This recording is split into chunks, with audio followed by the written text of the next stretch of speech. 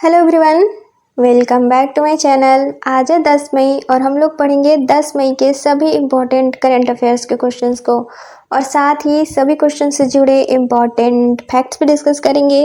तो चलिए स्टार्ट करते हैं आज का सेशन। और अगर आपको इस क्लास की पीडीएफ चाहिए तो डिस्क्रिप्शन में दिए गए टेलीग्राम लिंक पर जाकर चैनल ज्वाइन कर सकते हैं और वहां से पीडीएफ भी ले सकते हैं। आज का पहला सवाल है, अंतर्राष्ट्रीय थैलेसीमिया दिवस कब मनाया जाता है? तो हर साल 8 मई को वंशानुगत रक्त विकार थैलेसीमिया की रोकथाम करने और जागरूकता बढ़ाने और इसके शीघ्र निदान के लिए वैश्विक प्रयास को बढ़ावा देने के उद्देश्य से अंतर्राष्ट्रीय थैलेसीमिया दिवस मनाया जाता है। इसकी स्थापना साल 1994 में थैलेसीमिया अंतर्राष्ट्रीय महासंघ यानी कि TIF द्वारा की गई थी। TIF के संस्थापक थे पनोस एंगल जोस, जो कि उनके पुत्र जॉर्ज एंगल जोस की याद में इन्होंने इसकी स्थापना की थी। दरअसल पनोस एंगल जोस के पुत्र जॉर्ज की मृत्यु थैलेसीमिया की वजह से ही हुई थी। साल 2025 के लिए इस दिवस की थीम है थैलेसीमिया के लिए एक साथ, समुदायों को एकजुट करना, मरीजों को प्राथमिकता देना। अब थैलेसीमिया है क्या? तो यह एक रक्त विकार है जो कि वंशानुगत होता है। भारत को थैलेसीमिया की राजधानी कहा जाता है। भारत में 50 मिलियन बीटा थैलेसीमिया वाहक है जो कि वैश्विक मामले में 25% है। तो आंसर हो जाएगा ऑप्शन डी, 8 मई। अब मई महीने के कुछ और इम्पोर्टेंट डेज और उनके थीम। तो अंतर्राष्ट्रीय मजदूर दिवस हर साल 1 मई को मनाया जाता है। विश्व प्रेस स्वतंत्रता दिवस हर साल 3 मई को मनाया जाता है और साल 2025 के लिए इस दिवस की थीम है AI और पत्रकारिता का संबंध। अंतर्राष्ट्रीय अग्निशामक दिवस हर साल 4 मई को मनाया जाता है। विश्व अस्थमा दिवस हर साल मई के पहले मंगलवार को मनाया जाता है और साल 2025 के लिए इस दिवस की थीम है make inhaled treatments accessible for all. विश्व एथलेटिक्स दिवस हर साल 7 मई को मनाया जाता है और साल 2025 के लिए इस दिवस की थीम है खेल के मैदान को बराबर बनाना, सभी को साथ लेकर चलना। विश्व रेड क्रॉस दिवस हर साल 8 मई को मनाया जाता है और साल 2025 के लिए इस दिवस की थीम है मानवता को जीवित रखना। और अंतर्राष्ट्रीय थैलेसीमिया दिवस हर साल 8 मई को मनाया जाता है और साल 2025 के लिए इस दिवस की थीम है थैलेसीमिया के लिए एक साथ, समुदायों को एकजुट करना, मरीजों को प्राथमिकता देना। अगला सवाल है, मानव विकास सूचकांक किसके द्वारा जारी किया जाता है? तो मानव विकास सूचकांक यानी कि ह्यूमन डेवलपमेंट इंडेक्स, यह UNDP यानी कि संयुक्त राष्ट्र विकास कार्यक्रम द्वारा जारी किया जाता है। साल 2025 में यह 193 देशों के लिए जारी की गई है। यह रैंकिंग जिसमें भारत का स्थान है 130वां। पहले स्थान पर है आइसलैंड, दूसरे पर है नॉर्वे और तीसरे पर है स्विट्जरलैंड। नीचे से टॉप करने वाला देश है यानी कि 193वां देश है दक्षिणी सूडान। इस सूचकांक का विषय था a matter of choice, people and possibilities in the age of AI।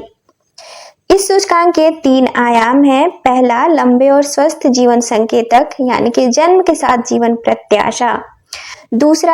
दूसरा है ज्ञान के संकेतक, जिसमें है स्कूली शिक्षा के अपेक्षित वर्ष और स्कूली शिक्षा के औसत वर्ष। और तीसरा आयाम है एक सभ्य जीवन स्तर संकेतक, जो कि है प्रति व्यक्ति सकल राष्ट्रीय आय।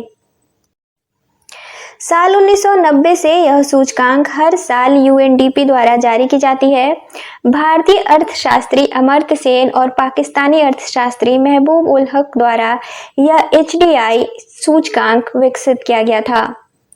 अब UNDP तो यूनाइटेड नेशंस डेवलपमेंट प्रोग्राम, संयुक्त राष्ट्र सतत कार्यक्रम, इसकी स्थापना साल 1965 में की गई थी। इसका उद्देश्य है देशों के नीति निर्माण, नेतृत्व क्षमता और संस्थागत क्षमता विकास में सहयोग करना और इसका हेडक्वार्टर न्यूयॉर्क में है। तो आंसर हो जाएगा ऑप्शन बी, संयुक्त राष्ट्र विकास कार्यक्रम यानी कि UNDP। अगला सवाल है, हाल ही में सीमा सड़क संगठन यानी कि BRO का कौन सा स्थापना दिवस मनाया गया है?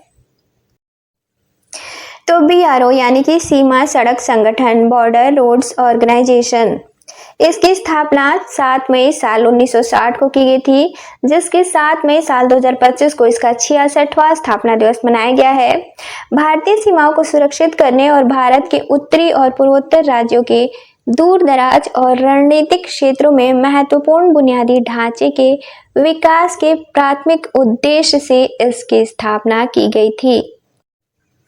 साल 2015 से बीआरओ रक्षा मंत्रालय के तहत एक वैधानिक निकाय है, जो कि अंडमान निकोबार द्वीप समूह सहित 19 राज्यों और 3 केंद्र शासित प्रदेशों में सड़क बुनियादी ढांचे के विकास और रख रखाव के माध्यम से रणनीतिक सीमा संपर्क को बढ़ाने में महत्वपूर्ण भूमिका निभाता है। बीआरओ का आदर्श वाक्य है श्रमेण सर्व साध्यम। इसका अर्थ है कड़ी मेहनत से सब कुछ प्राप्त किया जा सकता है। इसका हेडक्वार्टर नई दिल्ली में है और इसके वर्तमान डायरेक्टर जनरल हैं लेफ्टिनेंट जनरल रघु श्रीनिवासन। तो आंसर हो जाएगा ऑप्शन सी 66वां। अगला सवाल है कौन सा राज्य मध्य प्रदेश के साथ भारत के पहले अंतरराज्यीय चीता कॉरिडोर का हिस्सा बना है? तो हाल ही में राजस्थान मध्य प्रदेश के साथ भारत के पहले अंतरराज्यीय चीता संरक्षण कॉरिडोर का हिस्सा बना है।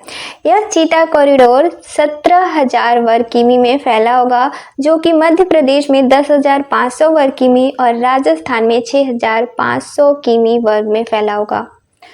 इस कॉरिडोर में मध्य प्रदेश के कूनो राष्ट्रीय उद्यान, मंदसौर जिले में चंबल नदी के तट पर स्थित गांधी सागर अभयारण्य मध्य प्रदेश में चीतों का दूसरा आवास होगा। इस कॉरिडोर में राजस्थान के 7 जिले शामिल किए गए हैं, जो कि है कोटा, बूंदी, बारां, झालावाड़, सवाई माधोपुर, करौली और चित्तौड़गढ़। आगे चलकर इस कॉरिडोर में उत्तर प्रदेश के झांसी और ललितपुर के वन क्षेत्रों को भी शामिल करने का प्रस्ताव रखा गया है। इस कॉरिडोर को चीतों के अनुकूल, सुरक्षित और प्राकृतिक आवासों को एक साथ लाने के लिए तैयार किया जा रहा है। इस परियोजना को राष्ट्रीय बाघ संरक्षण प्राधिकरण यानी कि एनटीसीए और वन्यजीव संरक्षण संस्थान यानी कि WII से तकनीकी मार्गदर्शन पर तैयार किया गया है। राष्ट्रीय बाघ संरक्षण प्राधिकरण यानी कि एनटीसीए की स्थापना साल 2005 में की गई थी। इसका लक्ष्य है इस परियोजना का लक्ष्य है चारागाह आधारित पारिस्थितिकी तंत्र की बहाली और संरक्षण, और इसका उद्देश्य है चीतों के सुरक्षित आवागमन एवं प्रवास को सुनिश्चित करना, पारिस्थितिकी, पर्यटन और जैव विविधता के संरक्षण को बढ़ावा देना और वन्यजीव संरक्षण में अंतर्राज्यीय सहयोग को मजबूत करना। साल 1952 में भारत में चीतों को विलुप्त घोषित कर दिया गया था, जबकि साल 2022 में मध्य प्रदेश में चीतों का पुनः प्रवेश किया गया, जो कि पहले नामीबिया से चीते लाए गए, फिर दक्षिण अफ्रीका से लाए गए चीतों को मध्य प्रदेश के राष्ट्रीय उद्यानों में स्थानांतरित किया गया। तो आंसर हो जाएगा ऑप्शन सी राजस्थान। अगला सवाल है दक्षिण एशियाई फुटबॉल महासंघ यानी कि सैफ अंडर-19 फुटबॉल चैंपियनशिप 2025 का आयोजन कहाँ किया जाएगा?